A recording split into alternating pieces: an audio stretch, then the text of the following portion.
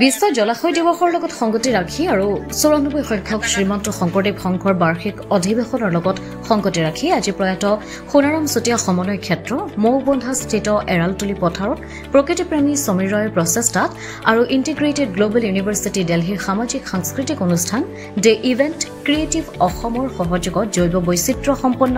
গছপুলি বিতৰণ ৰোপণ আৰু মহাপুৰুষ শ্ৰীমন্ত শংকৰদেৱ আৰু মহাপুৰুষ শ্ৰী মাধৱদেৱৰ সন্মানাৰ্থে কেইজোপা তামোল পাণ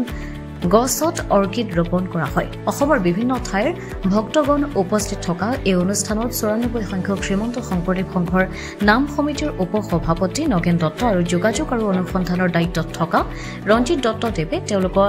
ধন্যবাদ জ্ঞাপন কৰে আৰু অহা 6, 7 আৰু 8 লগতে 9 তাৰিখে হ'ব লগা অধিৱেশনখনি সাফল্যমণ্ডিত কৰি তুলিবলৈ আহ্বান জনাইছে প্ৰকৃতিপ্ৰেমী সমীৰ ৰয়ে বিশ্ব জলাশয় দিৱসৰ সজাগতা সৃষ্টি কৰাৰ প্ৰয়াস কৰি সকলোকে নিজা গৃহত জৈৱ বৈচিত্ৰ্য সম্পন্ন গছপুলি ৰোপণৰ লগতে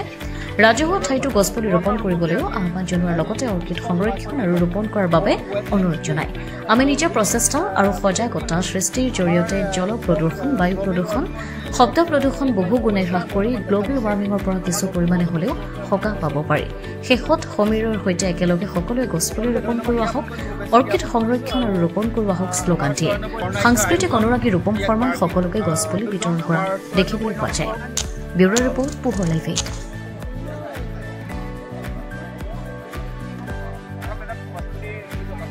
সংখ্যক শ্ৰীমন্ত শংকৰদেৱ সংঘৰ আজি বাৰ্ষিক অধিৱেশনৰ পবিত্ৰ আমাৰ গুৰুআসন প্ৰতিষ্ঠিত হৈ থকা নামঘৰ ভাগত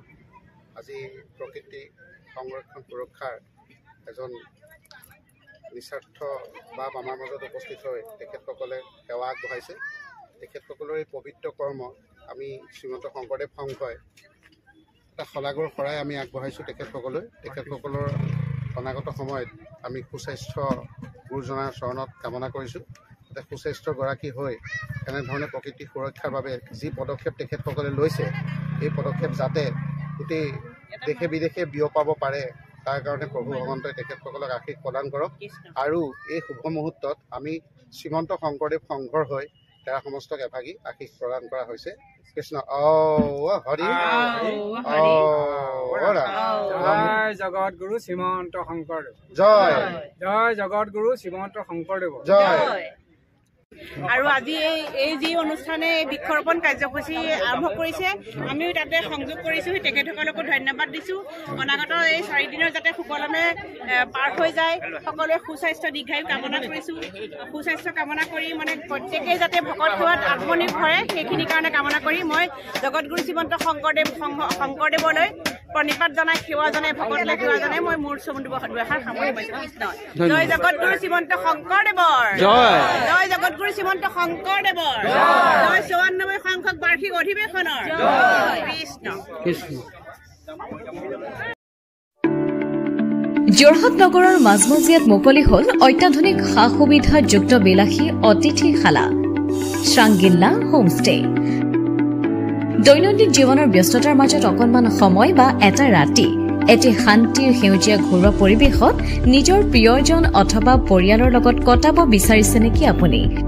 তেনেহলে আহক শ্ৰাংগিল্লা হোমষ্টেলৈ শ্ৰাংগিল্লা হোমষ্টে পৰিয়ালৰ পৰা আপোনালৈ আন্তৰিক স্বাগতম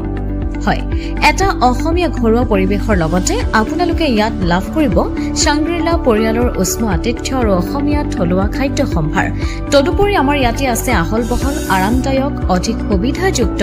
শীততাপ নিয়ন্ত্ৰিত কোঠা 24 ঘণ্টাই বিজুলী সৰবৰাহৰ লগতে জেনেৰেটৰৰ সুবিধা আৰু শক্তিশালী চিচি কেমেৰাৰ ব্যৱস্থা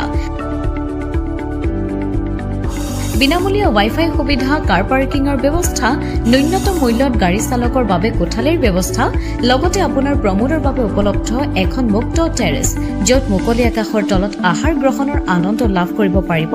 আপুনি আপোনাৰ বাবে এটি সুখবৰ আমি প্ৰথম 20 জন গ্ৰাহকলৈ আগবঢ়াইছো 30% ৰেহাই মূল্যত অত্যাধুনিক কোঠালি 3 জনৰ বাবে উপলব্ধ কোঠা 3000 কিন্তু বৰ্তমানৰ মূল্য 2100 টকা প্ৰতি নিশা 2 জনৰ বাবে উপলব্ধ কোঠা 2500 টকা কিন্তু বৰ্তমানৰ মূল্য 1750 টকা প্ৰতি নিশা তেনেহলে পলম নকৰি এতিয়াই আমাৰ শাংগিলা হোমষ্টেলৈ আহিব পাৰে। আপোনাক স্বাগতম জনোৱা হৈছে আমাৰ পৰিয়ালৰ তৰফৰ পৰা। অধিক জানিবৰ বাবে আমাৰ যোগাযোগ নম্বৰত যোগাযোগ কৰক। আমাৰ ঠিকনা DCB ৰোড, হেমবৰুৱা পথ, তৰাজান কাকতি গাঁও, যোৰহাট।